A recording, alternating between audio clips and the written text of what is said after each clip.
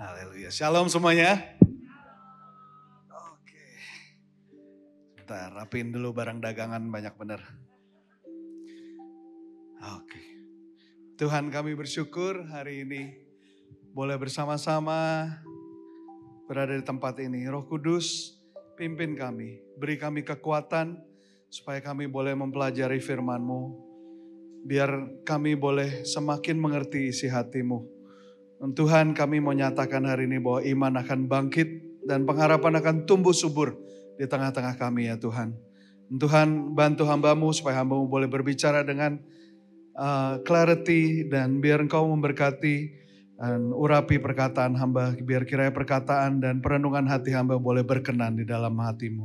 Dalam nama Tuhan Yesus kami berdoa. Amin. Amin. Haleluya. Sekali lagi shalom semuanya. Wah, masih penuh. Haleluya. Oke, mari kita sama-sama siapkan hati dan Alkitab kita.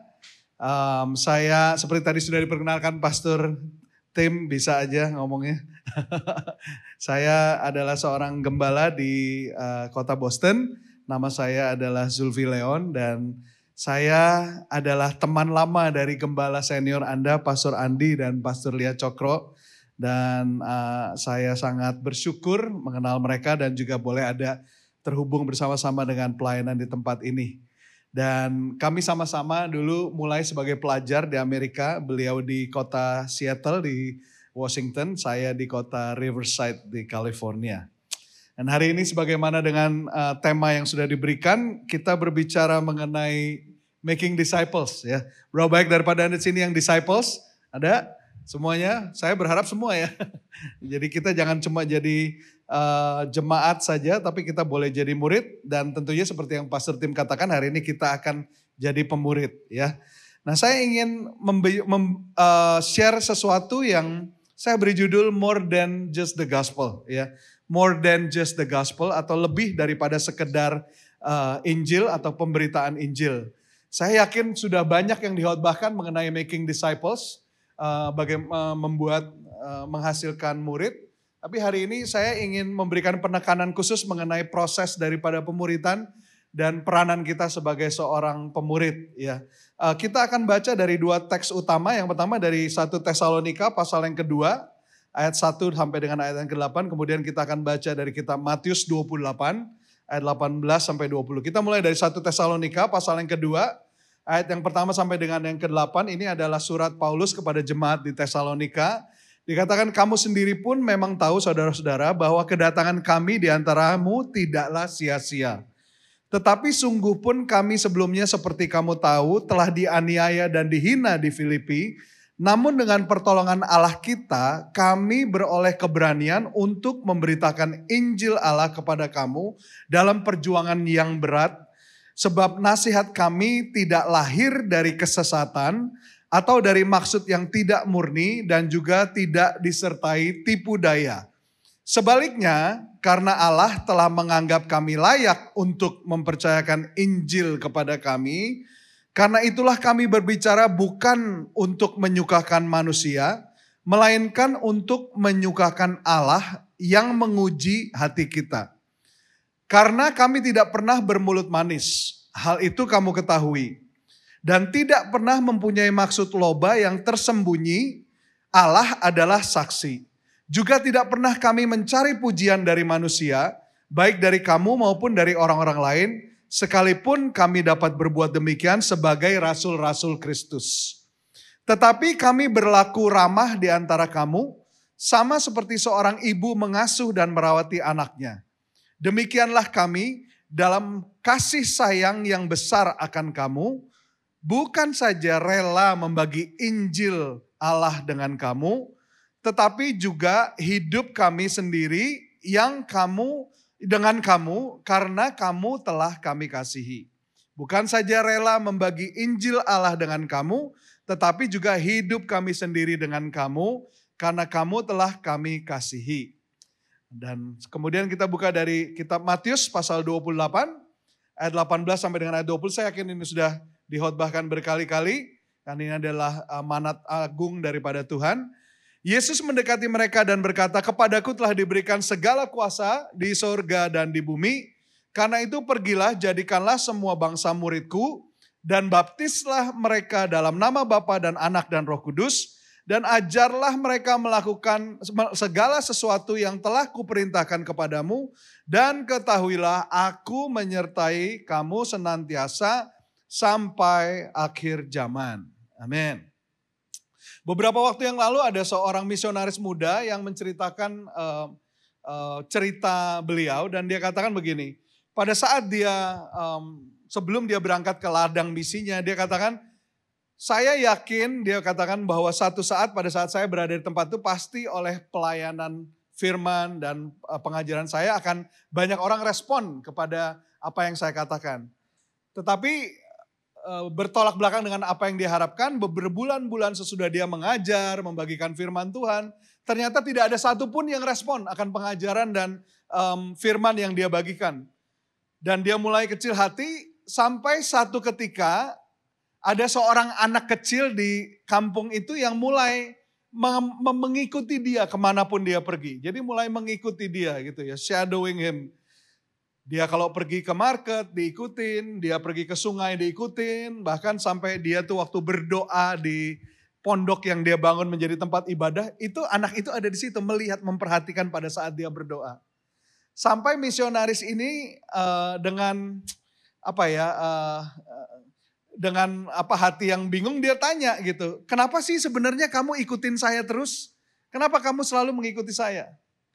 Dan to his surprise anak itu jawab kepada misionaris, dia katakan, saya ikutin kamu terus karena saya mau lihat Yesus yang kamu khotbahkan sama kehidupan kamu ini dia berjalan sama enggak gitu. Istilahnya apa Yesus yang kamu ajarkan dan yang kamu khotbahkan itu berjalan bersama-sama di dalam kehidupan kamu dengan kehidupan kamu yang sehari-hari. Ya, jadi anak yang masih kecil ini punya observasi yang dalam ya. Dan singkat cerita akhirnya anak itu adalah anak pertama, orang pertama di desa itu yang memberikan hidupnya bagi Kristus melalui pelayanan misionaris ini. Jadi ini menarik karena anak ini dimenangkan bukan oleh karena firman, bukan karena khotbah, bukan karena pengajaran, tapi dia dimenangkan oleh karena hidup yang terbuka. Karena melihat hidup daripada misionaris itu. Nah, saya merasa inilah esensi daripada pemuritan yang sesungguhnya. Jadi pemuritan yang sesungguhnya sudah terkubur di dalam konsep kelas, khotbah, pengajaran, informasi. Tapi sebenarnya kalau kita lihat kembali ke dalam firman Tuhan, apa itu pemuritan? Karena kita kan ngomongnya making disciples ya, menghasilkan murid. Pemuritan itu lebih daripada sekedar firmannya, lebih daripada sekedar pengajarannya, lebih daripada sekedar Injil, tetapi berbicara hidup yang sudah diubah oleh Injil itu sendiri. Jadi bukan oleh karena pengajarannya aja, tetapi oleh hidup yang terbuka, yang bisa dilihat, yang transparan. Nah, saya mau mulai dengan pernyataan iman ini yang saya mau deklarasikan kepada kita semua, bahwa saya percaya bahwa setiap daripada Anda adalah pemimpin, adalah leader. Ada amin semuanya? Berapa banyak daripada Anda katakan, I am a leader? Amin? Oke, dari sini coba. Anda percaya bahwa Anda adalah seorang pemimpin? Amin? Everybody, I am a leader. Amin, amin. Nah, saya mau tanya sekarang, berapa banyak daripada Anda yang adalah pemimpin? Boleh angkat tangan?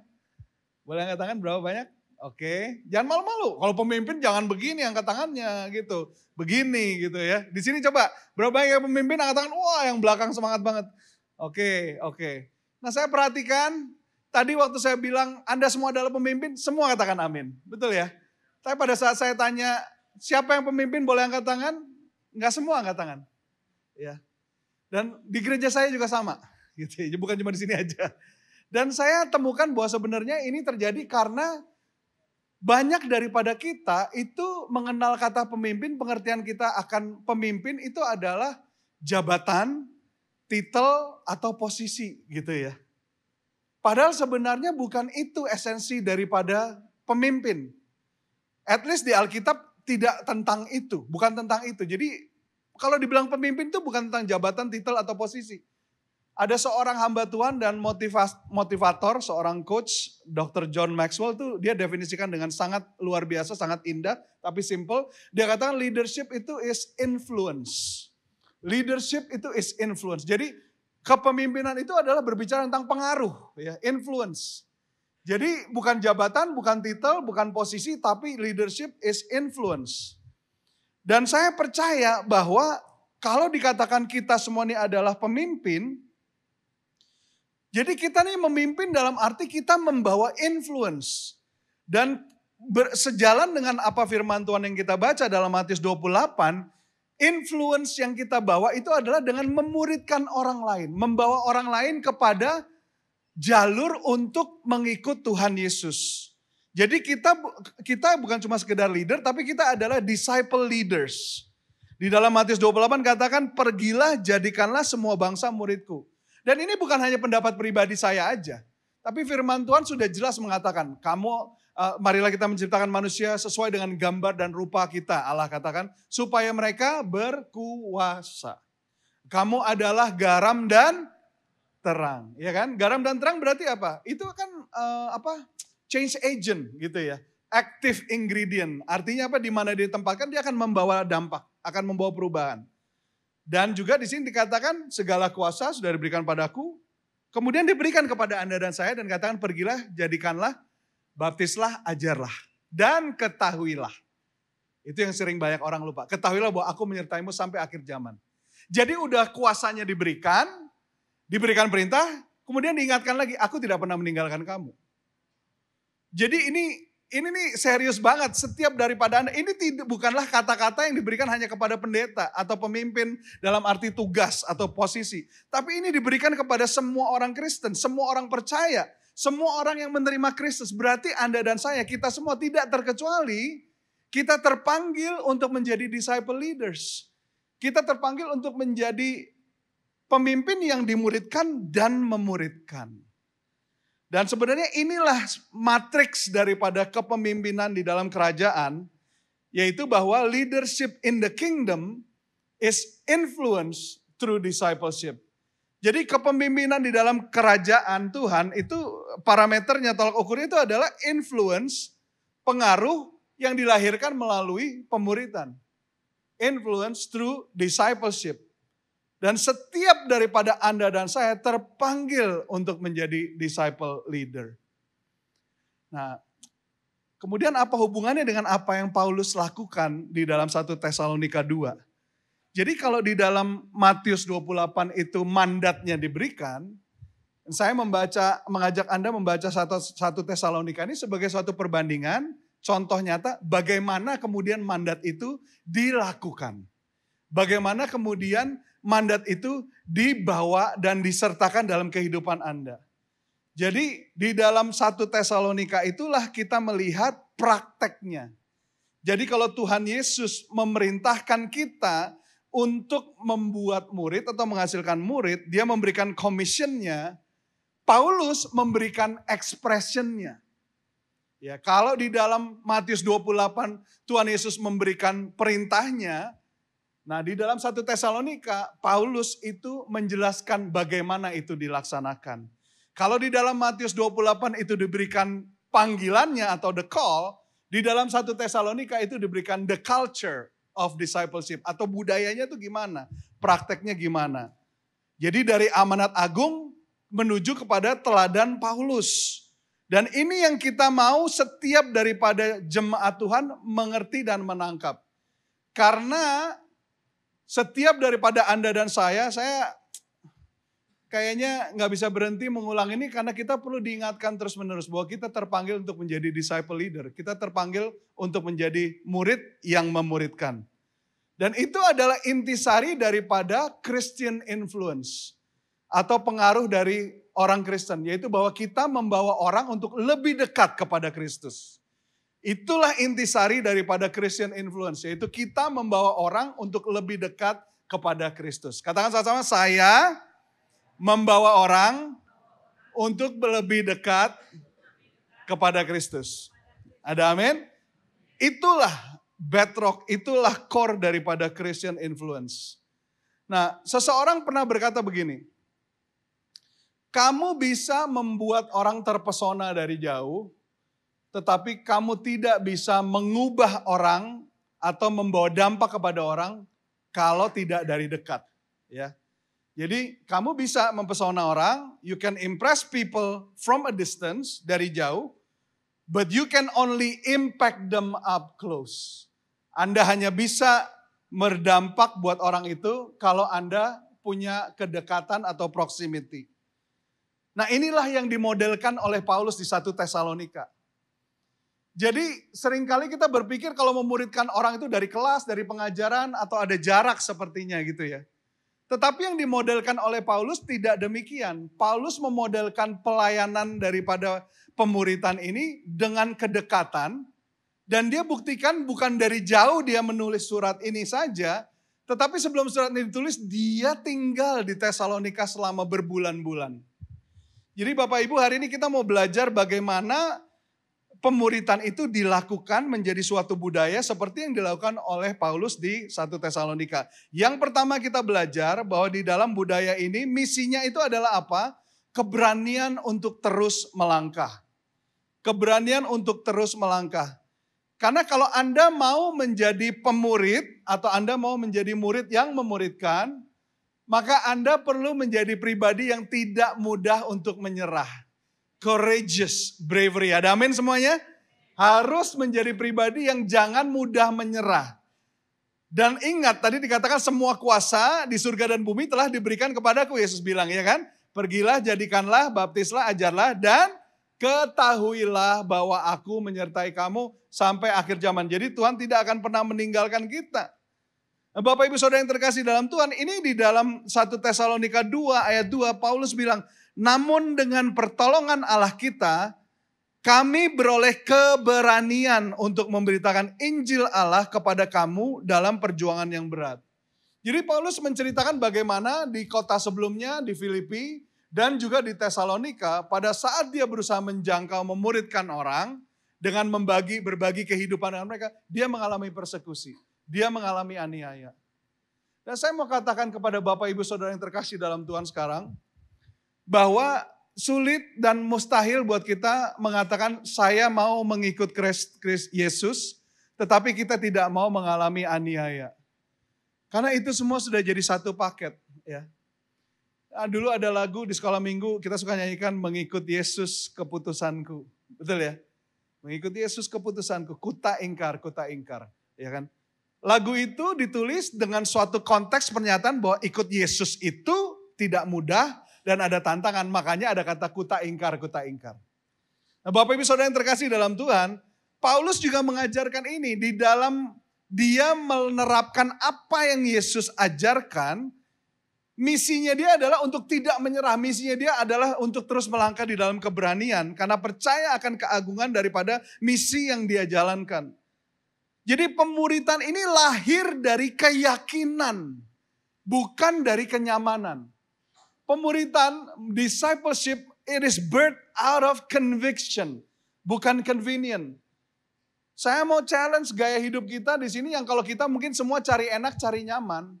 Anda tidak mungkin bisa berkenan di hadapan Tuhan kalau kenyamanan adalah tujuan utama Anda.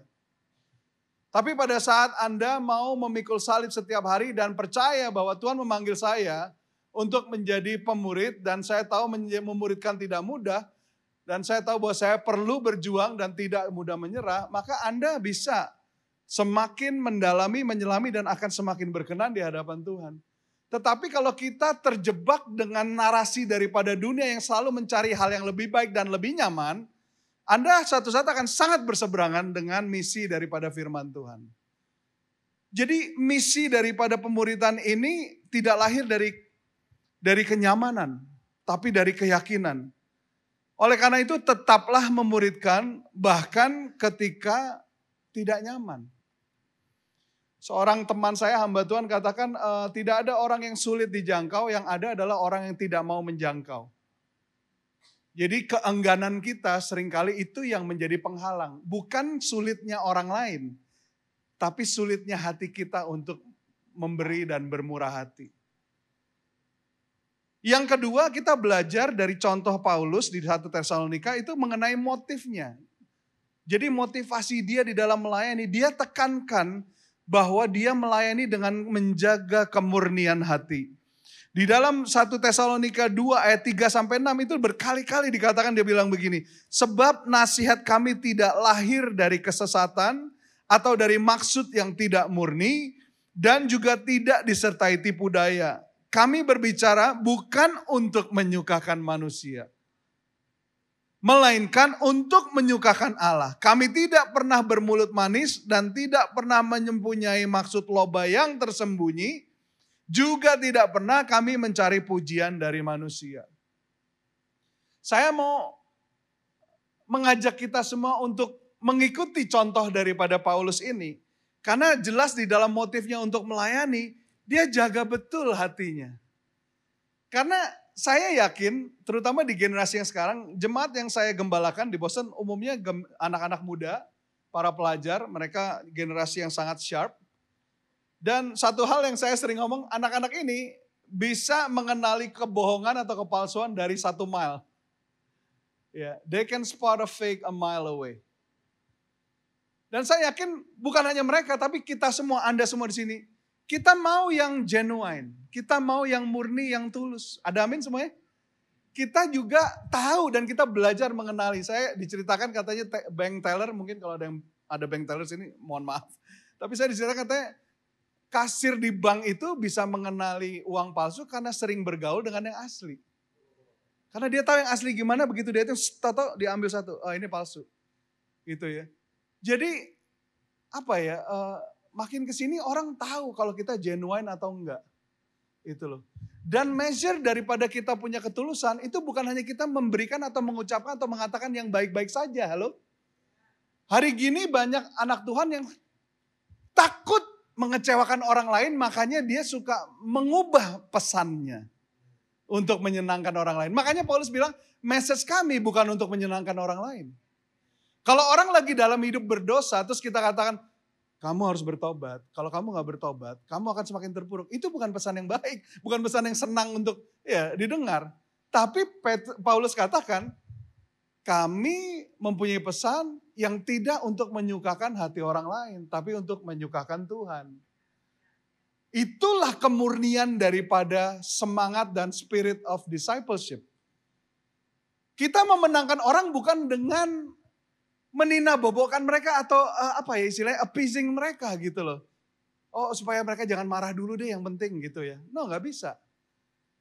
Kita percaya akan kekudusan, ketulusan, dan kualitas daripada pesan kita. Sehingga kita merasa kita gak perlu tambahkan atau kurangi. Itu udah baik. Tugas kita bukan untuk membuat supaya firman Tuhan itu bisa diterima. Tugas kita hanya untuk memastikan firman Tuhan available gitu loh dari kita. Jadi tugas kita bukan untuk mengedit gitu, membuat firman Tuhan jadi lebih baik. Firman Tuhan sudah baik sebagaimana adanya. Tugas kita tinggal mempresentasikannya ke orang. Jangan ditambahin, jangan dikurangin. Itulah motivasi kemurnian hati daripada pelayanan Paulus sebagaimana dia lakukan di kitab di kota Tesalonika. Motif Paulus adalah menyenangkan hati Allah dan bukan manusia. Dan Paulus katakan ada pemurid leader yang melayani orang lain supaya mereka merasa diri lebih baik. Ini yang disebut insecure leader. Ada leader yang membutuhkan validasi untuk dirinya sendiri dengan melayani orang lain. Tetapi Paulus katakan kami melayanimu bukan karena itu. Dia melayani karena untuk menyenangkan Allah dan bukan manusia. Yang kemudian yang terbersit daripada pelayanan Paulus di dalam kitab Tesalonika itu adalah caranya. The manner of his ministry. Ini dia katakan Paulus melayani dengan lemah lembut dan penuh kasih. Lemah lembut dan penuh kasih. Udah sering dengar lah ya. Udah sering dengar lemah lembut, penuh kasih.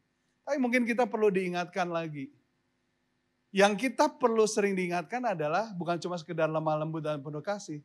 Tetapi bagaimana caranya kita menjadi pemimpin yang lemah lembut dan penuh kasih. Karena seringkali kita mengacaukan konsep kepemimpinan dengan tegas, ya, tidak kompromi. tetapi jauh daripada kelemah lembutan dan penuh kasih.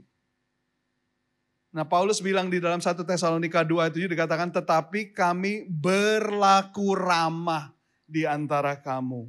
Sama seperti seorang ibu mengasuh dan merawati anaknya.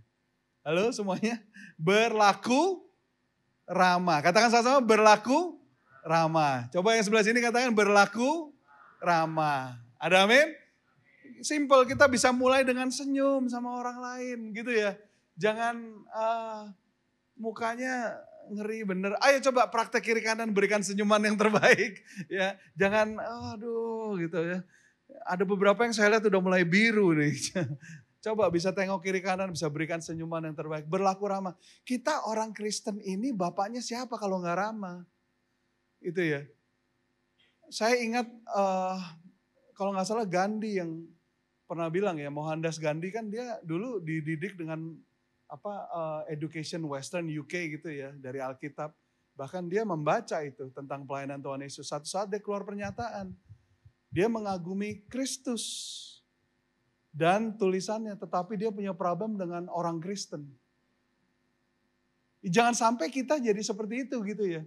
Kita punya pesan yang baik, berita yang membebaskan, pengharapan yang teruji, tetapi cara kita itu loh. Mungkin kita tidak ramah, kita tidak baik. Paulus itu mengatakan bahwa cara dia memuridkan, sebagaimana dia katakan, kamu semua lihat cara aku waktu aku hidup di tengah-tengah kamu. Ya secara tidak langsung Paulus berkata begitu. When I was among you, dikatakan.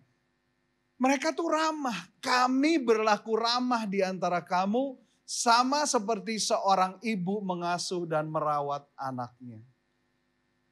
Jadi pemuridan itu adalah mengenai mengasuh, bukan mengontrol. Kalau kita bilang making disciples, saya berharap bayangannya buat kita adalah supaya kita bisa mengayomi orang lain. Bukan kita bisa take advantage orang lain atau mengkontrol orang lain.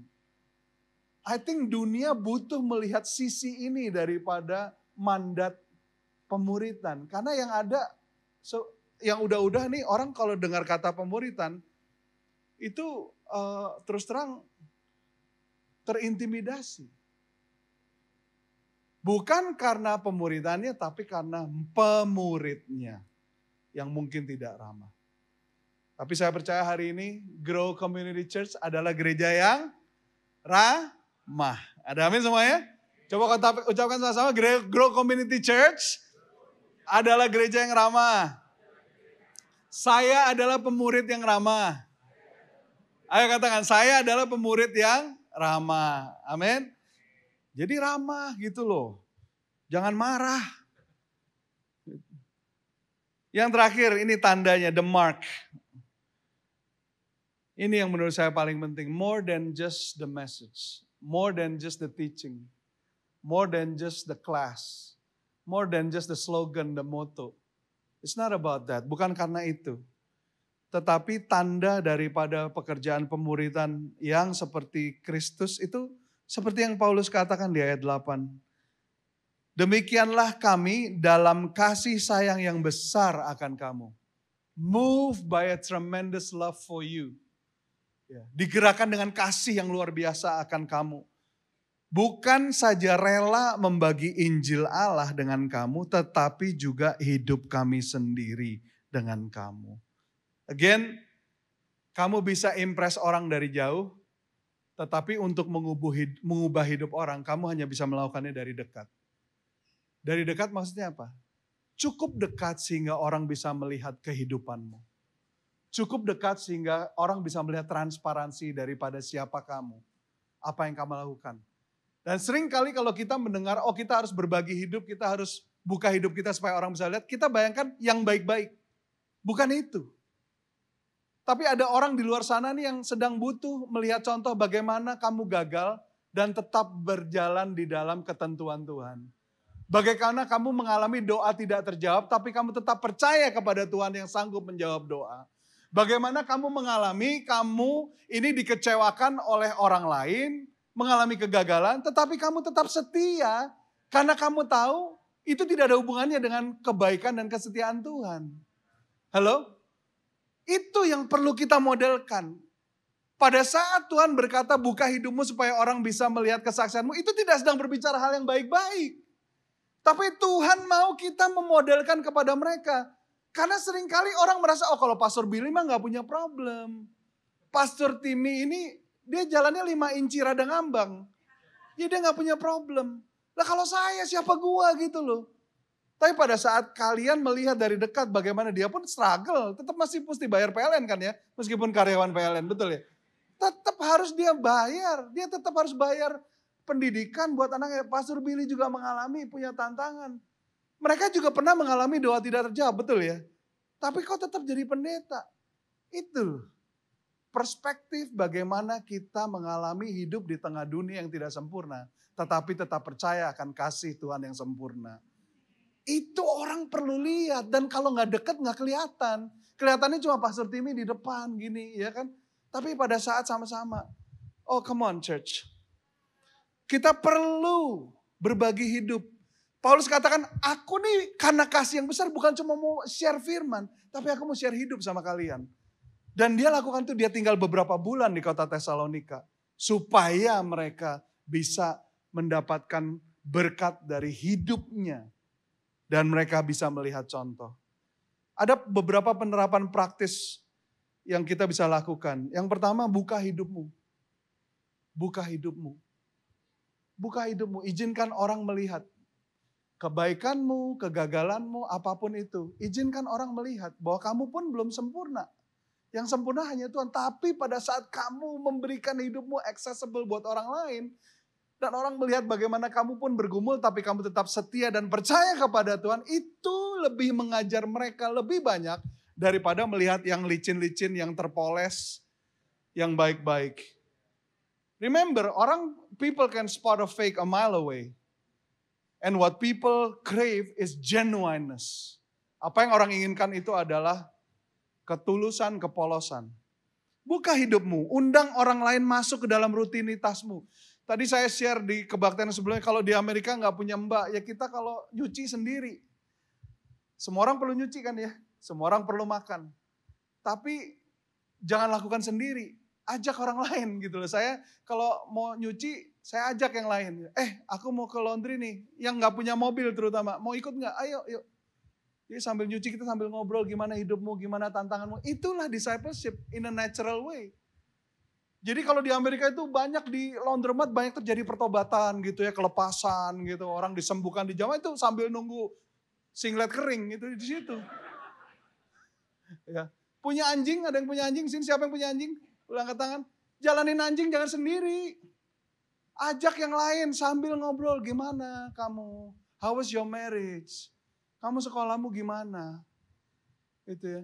You be surprised. Ada pengalaman hidup yang kamu sudah alami yang itu berharga buat orang lain. Tapi kamu gak pernah tahu bahwa itu berharga karena kamu gak pernah cukup dekat sehingga orang bisa melihat itu. Halo? Iya kan? Sementara kamu berusaha tutup-tutupin, aduh ini kayaknya kegagalan aib yang gak perlu orang lain tahu. Padahal ada orang lain yang lagi butuh melihat contoh. Dan saya percaya Anda semua bisa jadi contoh yang baik buat orang lain. Amin. Buka hidupmu. Memuridkan dengan integritas. Jaga motivasi hatimu. Berdasarkan kasih dan bukan hasil. Hadir. Ini yang paling penting. Semua katakan hadir. Saya senang kalau militer, kalau di ini kan di absen ngomongnya selalu siap gitu ya kan. Gak pernah gak siap meskipun lagi bengong, siap gitu ya kan. Yang paling penting itu adalah kamu hadir dalam kehidupan orang lain. Meskipun seringkali udah hadir pun gak tahu mau ngapain. Pernah gak begitu? Saya pernah datang di dalam masa saya masih muda belum menikah sebagai seorang pelayan. Saya harus melayani seorang bapak yang mengalami masalah keluarga. Lah ini student belum tahu apa-apa. Mau juga belajar dari dia. Tapi saya hadir. Dan di tengah-tengah ketidaktahuan saya mungkin tidak tahu perkataan yang tepat. Tapi saya tahu gesture yang tepat untuk melayani dia. Dan saya hadir, saya pegang tangannya. Dan saya gak ngomong apa-apa. Selama bermenit-menit nangis bersama. Mendengarkan keluhan. Tapi kehadiran saya Itulah esensi daripada berbagi hidup. You don't have to know everything. But if you have love, you have what it takes. Anda gak perlu tahu semua. Tapi kalau Anda punya belas kasihan, itu lebih dari cukup. Ada amin? Hadir. Bukan kesempurnaan, not perfection, but presence. Your presence is more important. Yang terakhir, fokus pada hubungan, bukan pada hal-hal yang lain. Pemuritan tanpa hubungan hanya menghasilkan informasi dan bukan transformasi. Discipleship without relationship is just transfer of knowledge, transfer of information, but no transformation happen. Saya mau challenge Anda hari ini, jangan Anda pikir, oh yang penting pelajarannya, yang penting firman, no. Yang paling penting itu adalah hubungannya. Khotbah terbesar yang akan kamu sampaikan adalah hidupmu yang dilihat dari dekat. The best message that you can give to the world is your life in close proximity. Is your life being open. Pesan terbaik yang kamu bisa berikan kepada dunia yang sedang broken dan sakitnya adalah hidupmu di dalam jarak dekat, di mana orang bisa melihat, di mana orang bisa belajar. So, pertanyaan penutup saya adalah, apakah Anda memiliki orang yang begitu dekat sehingga dia bisa melihat kegagalan keberhasilanmu yang Anda bisa muridkan melalui sharing of life? Kalau Anda nggak ada, berarti mungkin Anda selama ini membangun pagar atau pemisah. Saya mau challenge Anda hari ini, kalau Anda percaya bahwa kita terpanggil untuk menjadi disciple leaders, mari kita buka hidup kita. Sertakan orang lain di dalam rutinitas hidupmu. Dan percayalah bahwa Tuhan bisa memakaimu untuk menjadi katalis, pengubah, dan bisa memuridkan banyak orang. Jangan kita bersembunyi di belakang posisi kita sebagai pelayan kah atau sebagai leader. Tapi justru ini adalah suatu kesempatan yang baik untuk kita bisa membangun hubungan dengan orang lain. Anda mau dipakai Tuhan dalam jarak dekat, amin? Ya, close contact, bukan long distance ministry, tapi close contact. Anda mau dipakai Tuhan, amin? Mari kita berdoa sama-sama. Tuhan, kami berdoa, biar setiap daripada jemaat-Mu di tempat ini boleh mulai membuka hidup mereka. Biar kami boleh menangkap budaya yang diajarkan oleh Rasul Paulus, bahwa sedemikian kasih yang kami harus berikan kepada orang, bukan hanya untuk berbagi pengajaran, berbagi kebenaran firman Tuhan, tetapi terlebih penting untuk kami boleh membagi hidup kami. Sebagaimana Paulus melakukan itu di dalam setiap gereja yang dia tanam, di dalam setiap pelayanan, setiap orang yang dia muridkan. Tuhan pakai kami. Sehingga dengan vulnerability kami, sehingga dengan kami punya kekurangan, keterbatasan, bahkan hal buruk yang pernah terjadi dalam kehidupan kami bisa menguatkan orang lain. Kami bisa jadi berkat buat orang lain. Biar hidup kami bukan hanya sekedar memberikan impact dari jarak jauh, tetapi kami boleh memberikan impact dari jarak dekat. Terima kasih Tuhan. Terus pakai gereja ini di dalam nama Tuhan Yesus. Amin.